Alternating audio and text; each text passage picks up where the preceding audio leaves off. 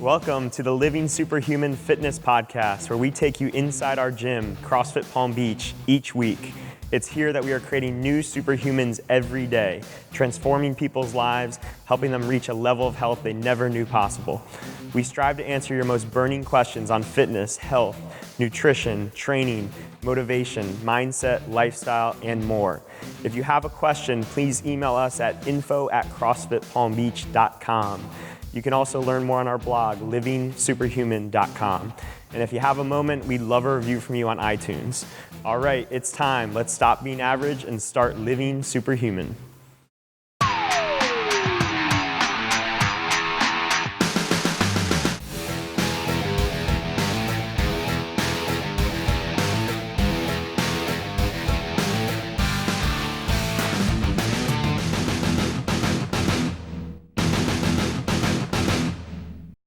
Hey guys, welcome to the Living Superhuman Fitness Podcast. My name is Andrew Frezza, and I'm joined today by Zach Eggen, Melissa Dixon, and Austin Bettigrew.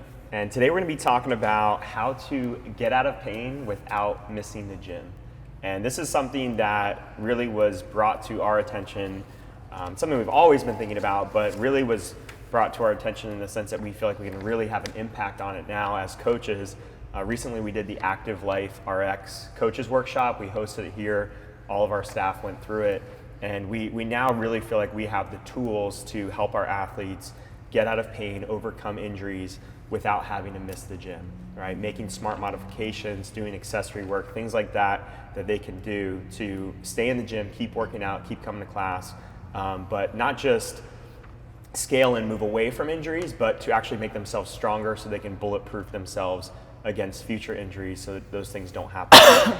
Okay, so one of the first things that we want to talk about to kind of introduce this concept is this idea of how does injury actually occur in the first place. Okay, so we have this really simple graph here. If you guys are watching the video version, if you're not, you're just gonna have to imagine. I'll try to explain it really well.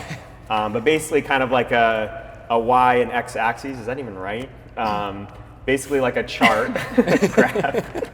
And imagine this line about 3/4 of the way up the chart that's going parallel with that x-axis, okay? And that is capacity. That is your current capacity, right? So whenever an injury occurs, basically what's happened, the simplest form is that your load for that particular day or that particular moment has exceeded the capacity, right? We've all heard that before of like, yeah, I was feeling so good, and then that last snatch, my back went, or that last deadlift, or I was going strong, and then that one muscle up, I just felt something in my shoulder, and things went off. So, can you guys give us a little bit more explanation to that idea of load versus capacity? What really makes up that load? I think most people think about the 225 snatch or the 100-pound snatch that threw them over the edge. But what are some of the things that make up the load that make us past that capacity? It's life, it's everything that you deal with in your life. Your stressors from your job, your family, your work, your physical conditions that exist before you step into the gym, and all of those change day to day. They change season to season in your life. And all of those have an impact on load. So it's not just what you're doing in the gym, but it's what you bring into the gym with you. Yeah, even things like sleep, nutrition, those are all going to affect that capacity line for that given day or that given week or wherever you guys currently are. They play a bigger role than I think a lot of us give it credit for. Yeah, so if we kind of look at this graph, we have like boxes mapped out, and you can just look at one strip here. But if you guys just imagine this, basically just think of each area of your life like sleep as a box, right? You slept poorly the night before. That sleep is actually going to take up a bigger box. It's a heavier load on your system, right? So it's pushing you closer to your capacity for that day. So if you let's say you didn't sleep at all the night before, you got 0 hours of sleep. You came, like we have nurses and firefighters and people like that come off of literally 0 hours of sleep. That box is going to be massive that day compared to someone who got 9 hours of sleep in a pitch pitch dark room, no interruptions, no electronics on, and just felt amazing. And that's just one area that we're talking about. Yeah, I think it's important to know that this is something that slides and shifts and it changes every single day you walk in the gym. So what might have been a good day the day before, a lot of things that happen in that 24-hour period or 23-hour period following that workout can make the next day look very different. And having that self awareness, that self-diagnostic every single day when you walk in and say, okay, this is how my day went yesterday. Last night I didn't sleep well. I'm now currently here for the 6 a.m. class. I had 32 ounces of coffee in 5 minutes to get to this workout. Like, today's not the day to max out my back squat. Probably not. And we see that time and time again, and that's usually where that's that one rep where somebody gets injured. And I think also too, it's important to know, like, those things are variables that change all the time, and then there's other things that don't change all the time, like that severe ankle injury that you had. Yeah, I got a plate in my ankle. Yeah, I got like a herniated disc in my back. Exactly, and those things are something that every single day you're going to factor into that to that load. Right. Could be someone who has diabetes or something like that that they're factoring in. Right. Those are things that are going to be there every single day. Yeah. Yeah, the thing I like about this most is that it really speaks to the people in our gym, because I think a lot of people think about CrossFit, they think about like the athlete side of CrossFit and not just like the mom or the dad or the accountant or the whoever is coming into the gym. And this is like giving you license to look at yourself as who you are. Like, hey, I had a sick toddler last night. I got 3 hours of total sleep and it was interrupted 12 times by crying children. My capacity is diminished today, and allowing yourself to look at yourself, because as parents, we kind of look at like, well, my toddler must be so tired and everything is messy in that side of life, but they never look at themselves, or the paramedic or the first responder who was on call overnight, all night last night, and like, I just made it to the gym, I just had to go to the gym and be here, like, to let themselves just be here instead of trying to do the max lift that day. And just, hey, ride the bike and let's do a couple extra reps on that set instead of doing a 1 rep max today. Like, giving them the license they need to treat themselves differently than the people who are the athletes who had the perfect night of sleep and who have fueled their bodies exactly the way they want it for this 1 rep. I think that's why we want the whole community within our gym, and I think every gym should do the same, is that you're having this conversation. It's not something we've added into our introduction as intros for new athletes. It's something that we talk about on day one, because this is something that we want you to understand and we want you to have present in your mind when you step in the gym. And then our coaches are thinking the same thing, and together we can always come up with the plan that's gonna keep you in the gym every single day, because that's what we want. Right? If you're coming to CrossFit every day, that's what you want to do. You don't want to take a week off. You could, and that might not be a bad idea in some particular season of your life, but for the most part, we want to do this every day. It's what we like doing. It's what makes us feel good. It's what makes us, it's our social circle. It's where we want to be, and anything that takes us out of that is a negative.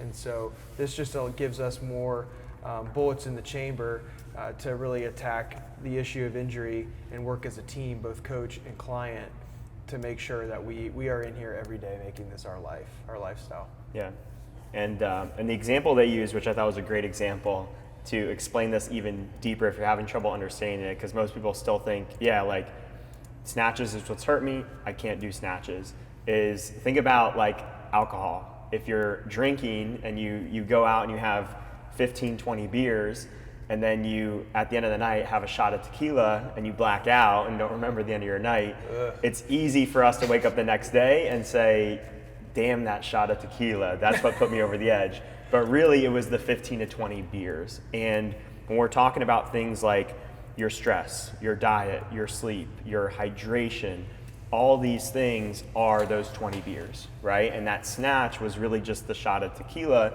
where if you didn't have the 20 beers, or maybe that was 5 beers, you could have gotten away with it and still been under your capacity, right? Moral of the story is you have to be drinking more to build your tolerance. Just kidding. Something we didn't talk about on that graph too is the box of like technique. you know, or in your range of motion, your current skill set. That's a huge factor, especially for a day one client. We've really got to limit you because your technique is not there. So we really have to deload you. We have to put you at a really safe range because we don't know anything else about your capacity. We don't know what your sleep is like. We don't know. Everyone comes in saying, well, I eat well, but then you figure out they don't even know what eating well is. So you can say what your capacity is, but you have no idea either until you start finding out where you are in this process of fitness. Yeah. And I think technique is one of the biggest ones and it's the easiest to change too. We can change that the fastest. That's a huge factor. Yeah, and essentially what I want people to kind of imagine is, don't imagine the graph as a fixed graph, right? The capacity line should increase with time, right? If you are a brand new athlete on day one, you're going through our fundamentals, that capacity is low, that technique is a big box. It's not, you don't have great technique, so that technique is going to take you really close to that capacity line. But over time, you're going to get stronger, you're going to start to move better, that capacity is going to go up, and hopefully we're shrinking the boxes, those pre-existing conditions, our lifestyle stressors, we're shrinking the boxes at the same time we're increasing our capacity, and that leaves us a really big gap between what the load we're putting on our body that day is and what we're capable of on any given day. And that's where we get into that sweet spot where we can hit it hard pretty consistently, maybe not every single day, but we can hit it hard on a lot of days because we're taking care of so many things from a well-rounded lifestyle perspective. Cool, so let's talk about some different things. Like I know we talked about in the seminar a lot about like the difference between flexibility and mobility, and I think this is a really big, it was an eye-opener for me. I mean, I knew a little bit about it, but it kind of just drilled it home for me. So when you guys think about that and maybe examples you've seen in the gym or how this might play out in a class, or if someone just wants to take that and explain the difference between the two. So yeah, basic flexibility, like being your ability to move your body into that range of motion. So without any weight, without any pressure. Passively. Yeah, just passively getting into that range of motion. Or with external pressure. So like somebody or gravity or some other force pushing you into that. Yeah. Right. Well, so like an example of that would be if we asked Mel to like reach her arms overhead to try to touch them, if one of us were to come behind and push her hands together, if we were able to gain more range of motion, that's her being relaxed, it's passive, we're putting the force on her, so that's her flexibility.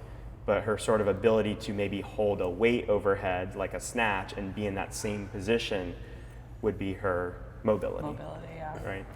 I think the easiest way that they describe it is using their finger.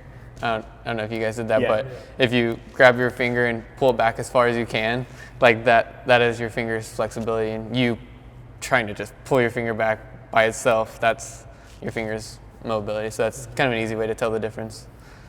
Yeah, I have really inflexible fingers. The phalanges aren't there yet. I think like for a good example in class is a squat. So like if we do we test the range of motion and the flexibility of your ankles and your hips and hip flexion. And you may have all of the flexibility that would pass a standard movement screening, but then you do a squat and you have like a massive tucked pelvis and this butt wink at the end of it. That's an example of someone who has limited squat mobility, right? We can passively put all of those parts and all those joints in the full range of motion, but when we actively do a specific exercise or movement, we can't get into what that movement should look like. And so that's a good example. I'm an example of that. Yeah. Another good example is we've been doing like the toe touch test in class. And I think, toe touch test is a passive range of motion of testing the flexibility of like your hamstrings and posterior. And a lot of people in the past were essentially loading a range, going past that toe touch test with a lot of weight in their hands. And that was a range that they couldn't get into passively. So one way to kind of think about this is if you can't get there actively on your own without any weight, you probably don't want to use weight to get you there. and then be starting to add intensity and high repetitions to that. So like another example, that would be a dynamic motion. Let's say you have a shoulder injury. This is something that me and Melissa are both dealing with right now, where both of us, when we do strict handstand push-ups, we do strict presses with a barbell. That's actually the thing that bothers us the most. But it's actually the thing that we probably need the most is more of the strict stuff. When we do things like thrusters or kipping handstand push-ups, we can kip our way through the pain, right? We don't actually feel it because the part that hurts the most, that initial press, is the part that we can get through with momentum, and then we don't feel it. It doesn't hurt, and then we're sore the next day, and we're like, what happened? It didn't hurt at all when I was doing it. So a lot of the things that we're doing now is dumbbell strict presses and dumbbell overhead carries and building that structure back up. And that was one of the big things that has become a wake-up call for me is a lot of the things that cause your injury is the thing that you need the most, right? Certain aspects of it, not the direct correlation. It's not like, oh, I hurt myself doing kipping handstand push-ups, I need more kipping handstand push-ups, but you need to build that pressing overhead strength back up, and you just need to do it in a much smarter fashion, because if not, it's always gonna be deficient for you. There's a lot that we do in the class setting. It's like the gut check reaction of people, like, it hurts when I do this. We're like, don't do that. That's like the first reaction of most people. Okay, let's do the thing that doesn't cause you pain. And then I think the thing that I took away from the seminar was, it doesn't mean that we shouldn't do that thing. That's the thing we need the most. We need to build the strength enough to do it without pain. Mm-hmm. So staying within a reasonable range, lowering the load, so not my body weight pressing overhead, but my actual, a 5-pound dumbbell doesn't cause me pain. A 10-pound dumbbell doesn't cause me pain. 12 and a half, I start to feel it, but it's under a 4 out of 5. So knowing where my limits are and working within those, and then doing that until I graduate to a 15 and a 20 and so on. And adding some good tempos in there, like really owning the movement, not just kind of passing through it quickly. Yeah. Cool. Let's talk about like rest, and what are your guys' thoughts on resting through injuries versus coming in here? When is it a good idea to rest versus when is it a good idea to come in and modify versus when is it a good idea to, like, maybe one category is modifying to avoid a movement, like you're not going to do any pressing at all, versus modifying to do a variation of that movement. How do we attack that, and how can we give people some idea of, hey, this is a good time to rest versus like, no, this is a good time to come in and let's work around it? I think I hear the most, like, they're like, my shoulder's hurting, but I just need to get it warm. I think we hear that so much. Like, this is hurting, but if I get it warm, it's good. Like, oh, I just need to take some time off. Like, if we hear that, you don't necessarily need to rest that. If it feels better once you are moving, you probably need to move and move a little bit more often. Maybe whatever the specific range of motion could be. But that's a good example of you don't necessarily need the rest. You should probably just move in that range of motion, like with a couple of examples we've used, maybe lighter, maybe add some tempos to it, whatever it may be. I think true rest, like rest, complete and utter rest, should be reserved for stuff like spasm. Mm-hmm. So like, someone has a herniated disc and their back locks up around it, we can't do anything to warm you through that. We don't want to aggravate that. Something happens and you have a true injury, that there's swelling or there's spasm, you have to rest those things. Other than that, pretty much everything else falls in the category of let's work around it. Yeah. I think we should clarify too, we're talking about in relation to injury. Someone who is all things considered healthy and training hard, you do need to rest.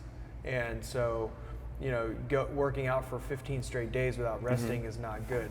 You should be resting at least once a week, if not twice, one of those days being what we would consider an active recovery day, which is low volume and low stress and very easy work.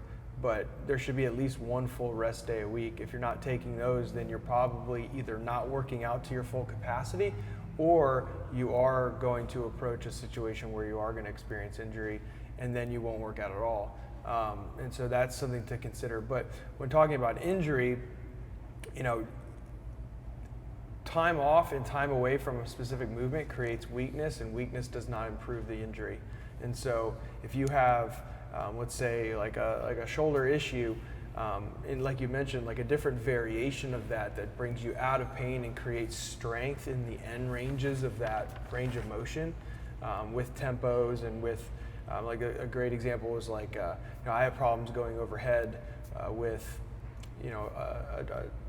anything, going overhead with something, shoulder problem. Maybe we have a way of giving you some sort of landmine press or some other variation of a press overhead that can allow you to work at a very easy tempo and build up from the ground up. That's going to help you improve, over time and help you get some strength into that joint, because doing nothing with that is not going to make it better. Yeah. The injury doesn't go away by weakness. Yeah, you have to change the landscape of what caused the injury in the first place, and that's usually strengthening that imbalance. I'm glad you brought up the rest, because yeah, we don't want to make it seem like we're telling people not to rest. This is sort of like if you're someone who's used to coming 2 days on, 1 day off, 2 days on, 1 day off, most times if you're not in a spasm, you should continue to come 2 days on, 1 day off, 2 days on, 1 day off.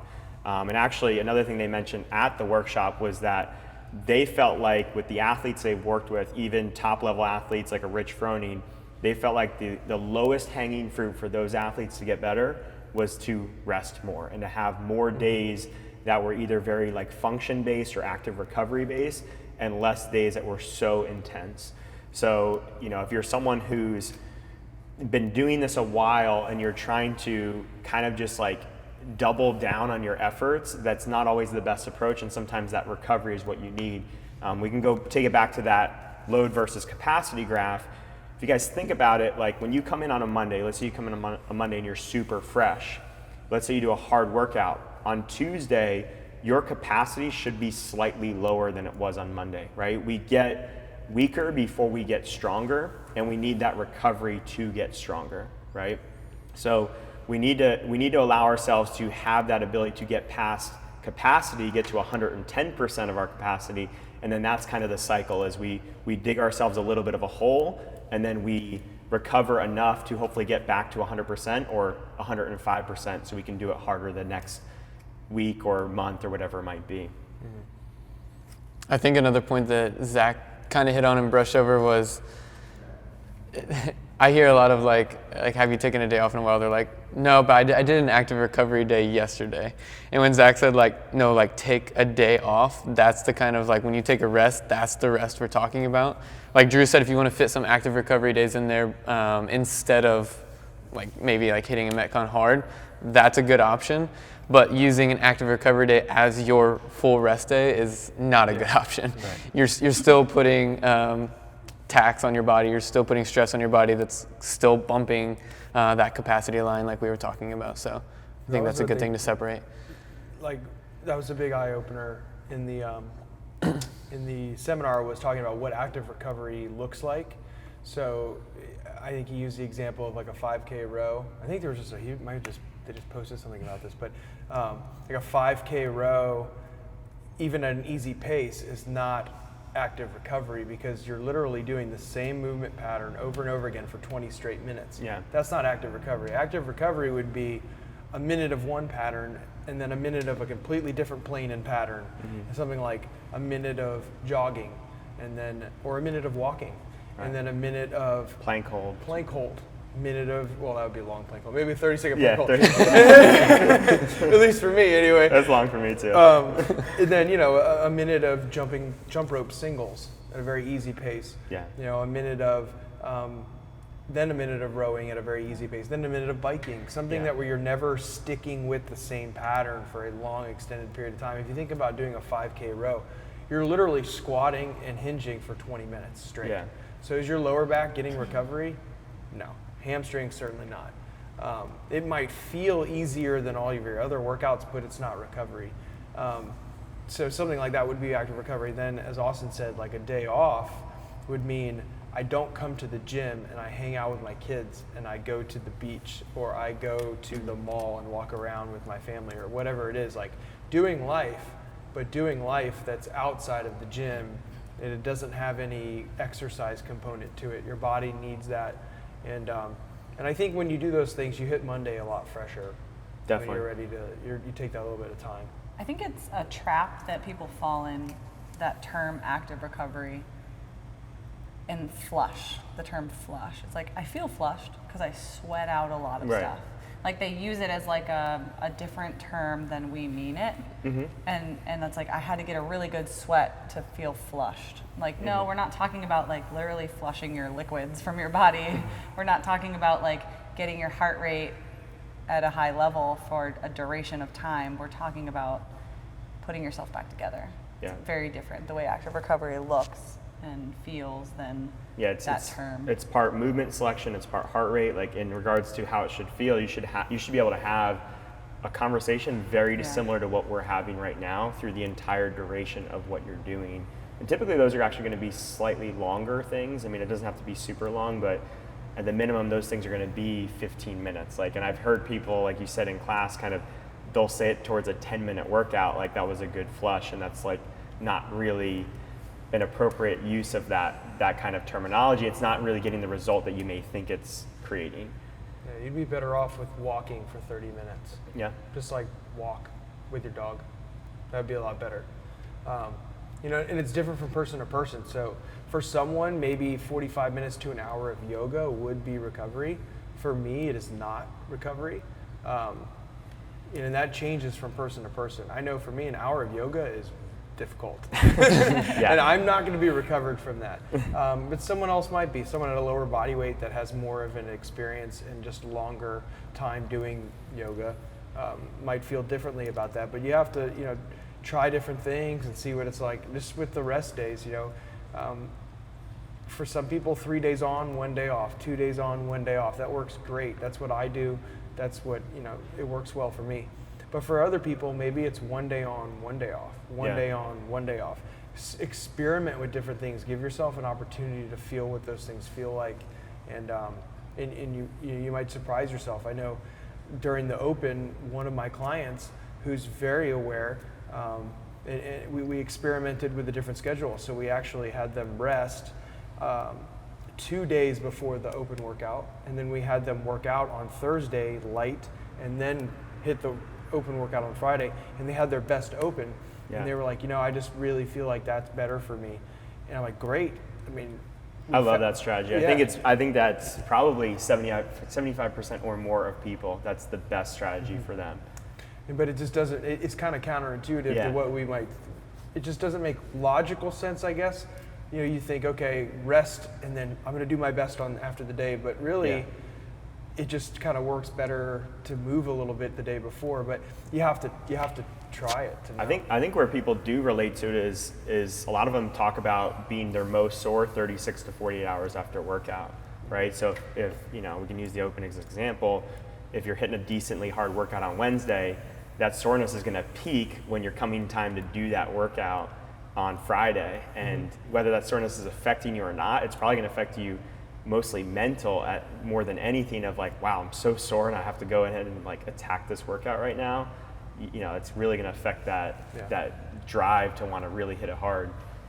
I think it relates to your nervous system the most in that scenario, like making sure your nervous system is fresh and then warmed up. Like it's almost like the day before is a warm up for your nervous system to be ready for that intensity again.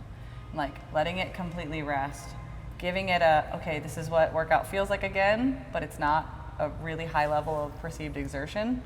And then on Friday having that like, all right, we're ready to go. Not taxing it too much, just letting it feel it out again before you just go crazy. Yeah. I always feel like I work out the best on Tuesdays.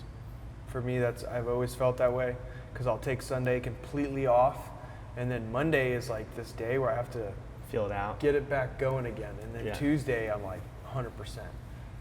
Then Wednesday I'm trashed again. I don't know what what happened. what do I do? I feel like those are the people who recover the best in our gym, though. If I look at the people that I'm thinking of are the people who are most in tune with their body and who listen to their own signals. And that's really your nervous system telling you what you need.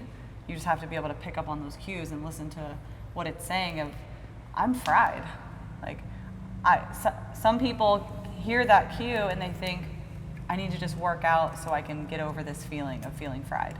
If I just work out, it's going to make me feel better because of that endorphin rush, and they want to erase that feeling. But it's like perpetuating this like nervous cycle, you know, this hyped up adrenaline fed system, when really they need to have like 4 days off of the gym to reset their entire nervous system and then come back at it and feel good and let it feel normal again, and then get in a good cycle, a really regimented cycle. I think I'm due for one of those. Well, and a lot of people will have immune system crashes when they get to that point. When they get into that cycle, their body Can't will they just drink more immunity aid? If you want to glow in the dark, drink all the vitamins. But they will. They'll have an immune system crash, and your body will force you to rest for 4 or 5 days. Yeah. So it's telling you what it needs. You just have to listen to it. Yeah. Cool. So I think we hit that recovery part really well. Let's take it back to the people who we feel like kind of from a nervous system perspective are recovered. They want to stay in the gym, and yes, we want them to be able to come up to a coach and ask, hey, what should I be able to modify? How can I attack this workout today? But what do you guys, maybe we can give them a little bit more of an idea and help bridge that gap. What are your best tools go to? And obviously there's so many situations, maybe you can give some examples, but like things that come to mind is like dumbbells versus barbells, right? That's a good example. I think band work or tempo work is really good. Can you guys share some examples, or maybe just some kind of like go-to overall strategies where we're going to modify someone in a class setting to continue to do something, but in a way that's going to help them more in the long term and keep them out of pain short term? I think we kind of demonstrated that in the start of the last cycle that we've been doing, the front rack step up versus the back squat. We tested them on back squat. We also tested them on front rack step ups. Some people on the front rack step ups realize that they have a big deficiency from leg to leg. So if you do have, I'm a perfect example. My left leg was 7 reps on the test. My other leg was 3 or 4. I don't remember what the exact number was. So why should I squat with 2 legs? That's not good. It's probably going to lead to some hip pain, which I started feeling. Well, there's probably why. You have one leg that's much stronger than the other. So a simple fix for us is, let's take you to the box step up, whether that be with a front rack like we've been doing, whether that be holding a kettlebell. It doesn't matter what it is, but let's work on evening those legs out before we bring you back to both legs. And the same could be said with a press or a bunch of different movements, but finding your imbalance is a good good starting ground. I think as an overall strategy, doing more unilateral movements, right, as just an overall strategy. And I see this a lot where people who have like a knee pain are trying to avoid the lunges and the step ups because that's the thing that gives them pain. And again, that's probably the thing they need the most. We just have to dose it correctly. So it's really important that getting to appropriate box height, getting to appropriate weight for the day, that you can hold a strong tempo on those step ups where it doesn't give you pain. So eventually that movement doesn't give you pain. And if you can do a unilateral movement really well, the bilateral stuff, the 2-legged stuff or 2-arm stuff is going to be simple. I think a lot of that too needs a little bit of education on what those should look like. How are we supposed to step up? Where's the knees, ankles? Where's the my weight and pressure through my foot? Where's that stuff supposed to be? And in class we do quite a bit of that. But for someone who's dealing with a lot of that and they feel like they're still dealing with pain or they're still dealing with discomfort, that's might be a cue to think about a skill session or a personal training session, because for some people they physically need hands and eyes on them for every rep. I know I have plenty of clients that are that way. You're getting better. And it just, they don't have that awareness, the kinesthetic awareness that they need. And education can only take you so far. At some point, they need someone one-on-one with them through maybe a specific thing. And it might not look like once a month of personal training, but maybe it looks like 5 or 10 half-hour sessions of working on one movement with your coach, one-on-one. I think the best thing to tell a person starting like their first day coming back from an injury, they need to know what's causing this problem. a lot of clients that we have, and I handle the accounts in the gym, so I know like who goes on hold, who's off hold, who's on hold chronically because of reoccurring injuries. We need to figure out what's causing it.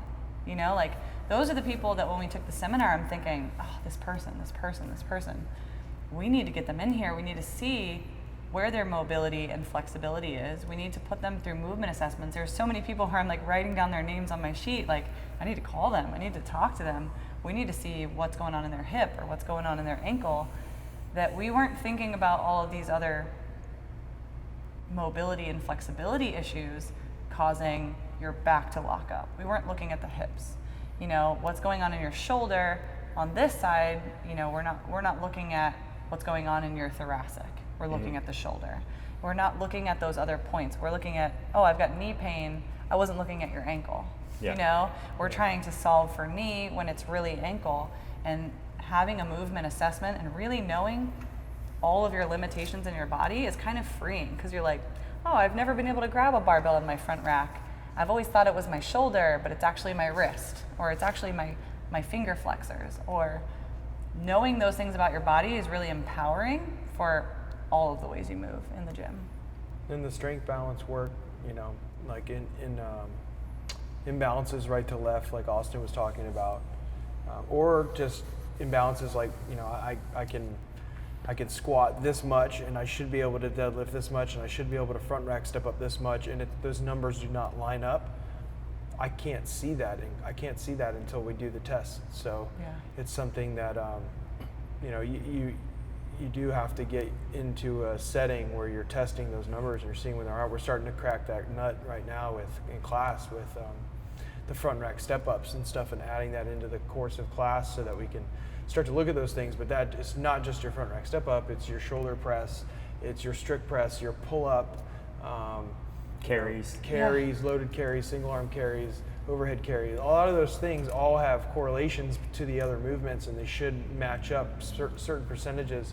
And that's not something you can see with the naked eye. Yeah. So the big tool that we learned with Active Life in that workshop was the ability to do a full movement assessment with you guys, to see a picture from head to toe of where are you limited from a flexibility standpoint and where are you limited from a mobility standpoint, as Mel was talking about. So that's kind of our gift to you guys. If any of you guys are listening to this and you want to do that free movement assessment, we'll be able to break down and show you a complete picture of where you fall with your imbalances, your limitations. We'll also be able to give you some of your top couple corrective exercises that you can incorporate before and after class. You know, simple things you can do for a few minutes before the warm-up or after the cool down to make sure that you're going to have your best day and you're attacking your biggest sort of areas of opportunity or things that have the potential to cause some of those more catastrophic injuries, right? How can we tackle those little things? And it might be as simple as, you know, ankle mobility, right? It might be a really small thing that doing a little bit of some band work before class, just a few minutes, could set you up to squat really well that day so you don't end up with a hip injury or back injury, right? So that's something that all you guys can take advantage of, that free movement assessment, and you'll get all those correctives that will be specific to you to help you out. And then if you want to go deeper than that, as Zach was talking about, we have the tools to do the strength assessment as well. And that would be something you would do in a personal training setting. And it would be some of the stuff that we dabbled with in class with front rack step ups and back squats. But there's a lot more to it. There's about 10, 11, 12 different tests that we do to get a full picture of where you are from a strength standpoint, and combine that with the mobility stuff. It's like, all right, this is what I got to work on. This is my path to being pain-free and being able to hit every single workout, you know, at the best of my abilities. With that mobility, flexibility test, that's what we call the low-hanging fruit. Yeah. Right. So those are things that, you know, you either need to attack those things, and if they're all deficient or limited, there's a lot you're leaving on the table that you are not getting, that you could get by very easy work. And then if you know that none of those things are limited, then you at least have a really good direction of where you can go to perform much better than you are now. And you know, man, I have all these things in place. Now it's time for me to get working into the next level of stuff. Yeah. Into the strength balance stuff. And it's so targeted now, because like before, I think like we've given stuff to people before and it was a little bit more guessing. Now it's very targeted. If we know someone has, a shoulder issue and it's something where they need more passive range of motion, they need more flexibility, then we're going to throw them, probably doing some band work where they can sit in a passive movement, right? If they need more mobility, they need more stability, we're going to do stuff like overhead carries with that person or overhead holds, right? And we used to give that out before, but I don't think we knew to the degree why we were giving it out. And because we didn't know to that level, it wasn't as effective as it could be. And now, because we know it in that level of detail, the things that we can give out to people can be that ideal thing that they need in that moment. I think that being said, the person who's listening to this and who's like, I know I'm the person that I come in the gym and I grab a band and I wrap it around my ankle and I'm on the rig and this is what I do. Or I'm couch stretching before every workout, or I'm doing this. You have that routine ingrained because you always feel tight, you always feel stuck, you always feel like you need extra. This is what you need.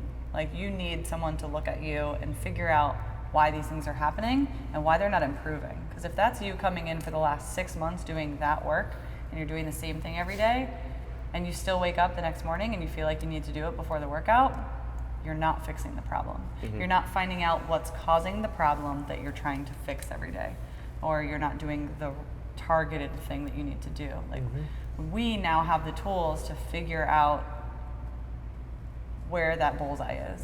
Exactly. Get to the root of the problem. Yeah, a way to build on that so you guys kind of get a clearer picture is I have an athlete I'm working with who, when she did the movement assessment, every single thing she passed with flying colors, it wasn't an issue. But yet every day she still came in here and like was wrapping the band around the rig and doing her shoulder, whatever she was doing, for no reason essentially, right? But she still has shoulder pain. Why? Well, when we did the strength test, we figured out why, right? She has an imbalance, or she had zero stability overhead. Those are things now we understand we need to attack. But if you're just stretching because in that 1 second it makes you feel, I don't know, looser or whatever you think you're getting out of it, you could be wasting your time. I don't want to say you are wasting your time, but there's a good chance if you've been doing it, like Melissa said, for a while and nothing's good has come from it except for like a 2-second relief, like you're probably wasting your time. Cool. Stretching always makes my shoulder feel better, but I don't need to stretch it. Yeah. Zach, can you talk a little bit about your experience with your client and her doctor a little bit? So I have a client. Her name is, I won't give her name. She's she's been a client with me for about 5 months, and she's awesome. She's one of my older clients. She's in her mid to late 60s, and she is someone who works out with me 3 times a week. When I first talked to her, she came to me because she wanted to start working out again, but she did not feel like she could because her doctor told her that she needed to stay away from any sort of squatting, lunging, really anything in the gym. And she was told that she was going to need both knees replaced. And so she decided to come and visit us. She actually talked to Melissa first and got into talking with her at the desk, and she linked us together. We started off really, really slow and just going through some of these different mobility and movement screenings, looking at where she was in pain, where she wasn't, and then taking her through a full range of motion, specifically in the lower body stuff because that was the issue. And just finding out, okay, where's the root of these problems and are you in any pain? Can you do certain movements? Do these movements look the way they should look and function the way they should function? And how does that feel? And after getting through that, we realized that she could move in the desired range of motion. She was just incredibly weak. Like, she just had no strength at all. She had not been working out for many, many years. And so we started off very slow, like literally stepping up to a plate and then stepping up to 2 plates and then to a 12-inch box, which would not be full range of motion yet, but we're getting there and we're building up the proper foundational principles of the movement that need to be present in order to continue to progress forward. And so then we ended up getting her to full range of motion. And then, very systematically adding in a little bit of load, a little bit of load, a little bit of load. And, are you in pain? Feeling good? I'm feeling good, Zach. Let's keep going. Cool. Let's keep doing this. And over a course of a couple months, we started moving really, really well, doing, step ups with, for her, 2 dumbbells in each hand at for her, significant load. Some heavy deadlifts too, right? She's deadlifted her body weight for multiple reps. Off risers, because we've done a movement assessment. She doesn't have the flexibility to deadlift from the floor. Some of you in class may have had that same thing when we do the toe touch test in our warm-ups. And so, all those things that we've built up.